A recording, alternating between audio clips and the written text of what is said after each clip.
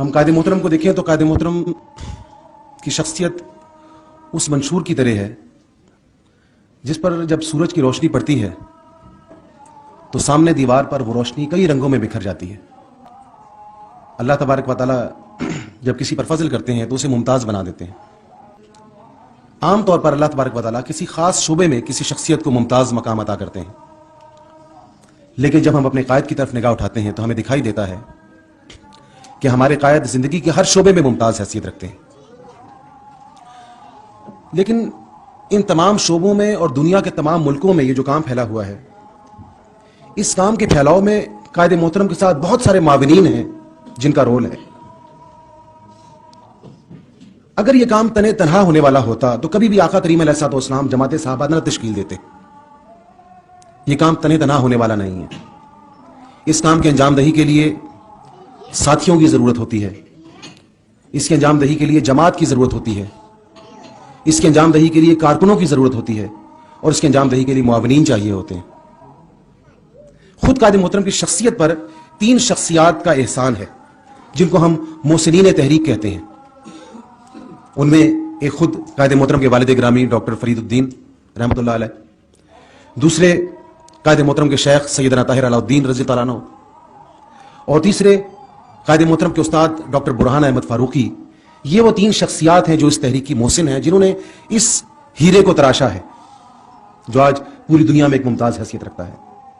میں کہتا ہوں کہ وہ تینوں شخصیات ڈاکٹر فرید الدین اور حضور پیر صاحب اور ڈاکٹر برہان احمد فاروقی یہ محسنین تحریک ہیں، لیکن میں سمجھتا ہوں سب سے بڑی ہماری محسنہ ہماری باجی جان، ہماری امی جان بیگم صاحبہ ہیں، جن کی معاونت سے اور جن کے ساتھ سے آج تحریک یہاں پر کھڑی ہے. قائد محترم سے چونکہ میں 1 جنوری 1990 کو اس تحریک میں شامل ہوا اور 1993 میں مرکز پر آیا، اور تحریک کا پودا تو بہت پہلے سے لگایا جا چکا تھا، تو مجھے بہت شوق ہوا کرتا تھا کہ ان دنوں کے احوال جاننے کی کوشش کروں کہ جب ہم نہیں تھے یہاں پر تو اس وقت کیسے کام سٹارٹ کیسے ہوا. تو ایک مرتبہ قائد محترم کے ساتھ میں بیٹھا ہوا تھا اور قائد محترم بتا رہے تھے کہ اس مرکز کے بننے کے حوالے بتا رہے تھے کہ اس طرح ہمارے پاس وسائل کم ہوتے تھے اور محدود وسائل میں ہم اپنے کام کو کیا کرتے تھے، لیکن اس وقت بھی الحمدللہ تحریک کے اثاثے کروڑوں روپے تک پہنچ چکے تھے. تو قائد محترم مجھے کہنے لگے کہ قریشی صاحب جب تحریک یہ ادارہ بن رہا تھا اور ہمارے اثاثے کروڑوں روپے کے تک پہنچ چکے تھے، اس وقت بھی کچھ دن ایسے آتے تھے میری زندگی میں کہ میں رات کو گھر جاتا تھا اور گھر جا کر فوراً اسٹڈی روم میں چلا جاتا تھا. ایک چھوٹا سا کمرہ تھا اسٹڈی روم، اور اس میں جا کر میں کنڈی لگا کر بیٹھ جاتا تھا. تو مجھے کہنے لگے کہ آپ کو پتہ ہے میں کیوں کنڈی لگا کے بیٹھ جاتا تھا؟ میں نے کہا جی آپ پڑھتے ہوں گے. کہتے نہیں میں پڑھتا نہیں تھا، اس لیے کہ میں پڑھ نہیں سکتا تھا. میں حیران ہوں پڑھ کیوں نہیں سکتے تھے؟ کہنے لگے میں اس لیے نہیں پڑھ سکتا تھا کہ اس وقت میرے بچے فاقے کے باعث بھوک سے رو رہے ہوتے تھے، اور میں اسٹڈی کی کنڈی لگا کے اس لیے بیٹھ جایا کرتا تھا کہ میں اگر ان کے سامنے جاؤں گا تو شاید وہ سونے کے قریب ہوں گے تو مجھے دیکھ کر پھر نئے سرے سے رونا شروع کر دیں گے. مجھے ان بچوں پر بہت پیار آیا، بہت فخر محسوس ہوا، اپنے قائد پر بہت فخر محسوس ہوا کہ آج ہم تحریک کو جس مقام پر دیکھ رہے ہیں اس کے پیچھے کتنی ایسی راتیں ہیں جو فاقوں میں گزری.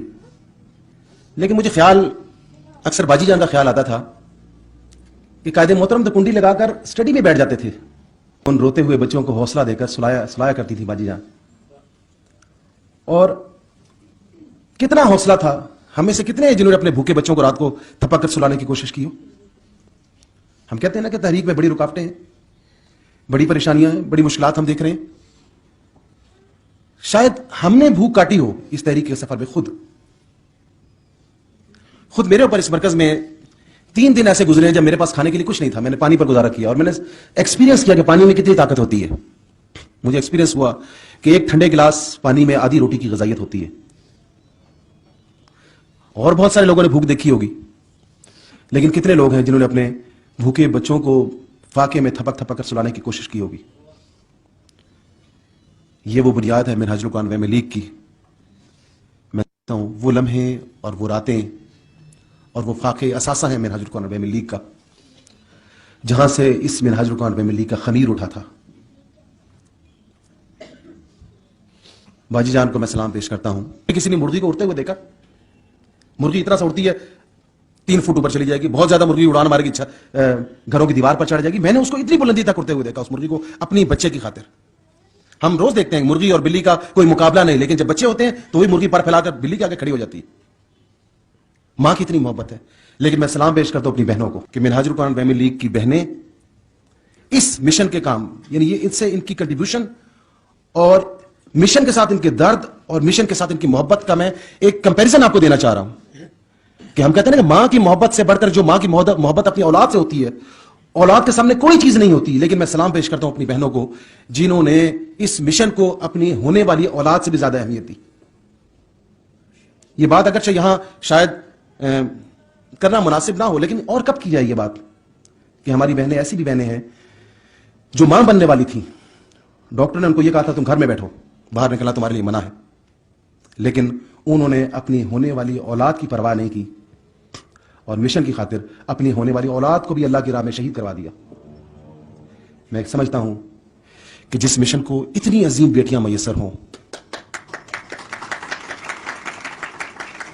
जो अपने मिशन से, जिनकी अपनी मिशन से मोहब्बत अपनी औलाद से भी बढ़ जाए, तो फिर उस मिशन का रास्ता कोई नहीं रोक सकता। फिर जिस इनकलाब की बात कायदे मोहतरम करते हैं, उस इनकलाब को बर्पा होने से कोई ताकत रोक नहीं सकती। आप सबको फख्र होना चाहिए इस पर कि अल्लाह पाक ने न सिर्फ आपको शऊर दिया, बल्कि इस मिशन के साथ इतनी पुख्ता कमिटमेंट दी कि आज आने वाली नस्लें हमारा और हमारी इन बहनों का को कोट करेंगी। आने वाली तारीख में ये वाकयात लिखे जाएंगे, जैसे हम अपने पिछलों के वाकयात बयान करते हैं।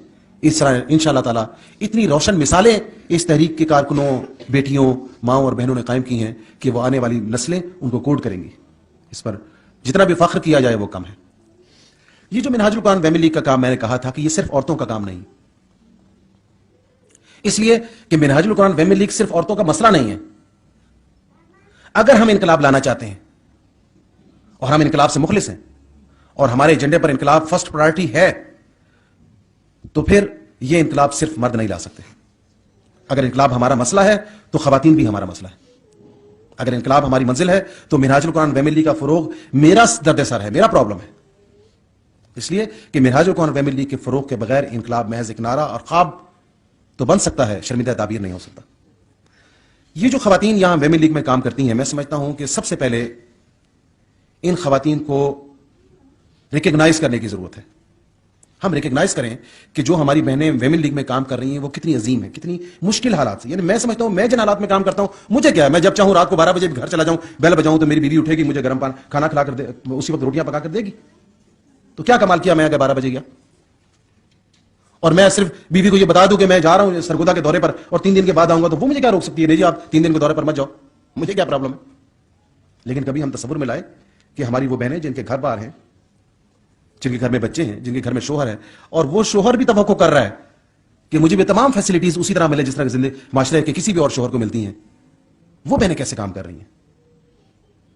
हम वेमेन लीग की काम करने वाली एक बहन को महज अगर एक कारकुन समझेंगे कि जिस तरह दूसरे कारकुन काम कर रहे हैं, ये भी कारकुन काम कर रही है, तो वेमेन लीग कभी फरोग नहीं पाएगी। हमें मिनहाजुल कुरान वेमेन लीग की खवातीन को खास हैसियत देना होगी, इसलिए कि वो खास लोग हैं। उन्होंने यहां पर भी सुबह से लेकर शाम तक तंजीमी काम करना है और इंतजामी झगड़ों में पड़ना है, अपने बिल मंजूर करवाने हैं, अपने दौराजात की मंजूरियां लेनी है, गाड़ी की रिक्विजिशन करवानी है, दफ्तर के अंदर 100 काम करने हैं, और घर में जाकर उन्होंने घर की रोटी भी पकानी है, सफाई भी करनी है, कपड़े भी धोने, सब कुछ करने हैं, और हमने तो घर में जाकर लेट जाना आराम से। तो लिहाजा वो बहनें, मेरा इस पर मशवरा यह है कि वो तमाम अकाबरीन, CWC के तमाम नाज़मीन, उनकी बेगमात को कम से कम 3 से 6 महीने तक यहां पर एक हमने ये उसूल बनाया हुआ है कि जो मरकज के ओहदेदारान हैं उनकी बेगमात मरकज के ओहदे पर काम नहीं करेंगी। मैं इस उसूल को नहीं मानता, ये गलत उसूल है। मैं कहता हूं मरकज के तमाम नाज़मीन की बेगमात को 3 से 6 महीने यहां पर काम करवाएं, और जब नाज़मीन की बेगमात यहां पर 3 से 6 महीने से फुल सही तरीके से काम करेंगी, और शाम को जाकर जब उनको गर्म रोटी नहीं मिलेगी और कपड़े प्रेस किए हुए नहीं मिलेंगे, और जब बूट पॉलिश किए हुए नहीं मिलेंगे, और घर की सफाई नहीं मिलेगी, और जब उनको गुस्सा आएगा और फिर जब वो उस गुस्से का इजहार करेंगे अपनी बेगमात पर, फिर उनको अंदाजा होगा कि मिनहाजुल कुरान फैमिली की जो हमारी बहनें काम कर रही हैं वो किन हालात में काम कर रही हैं।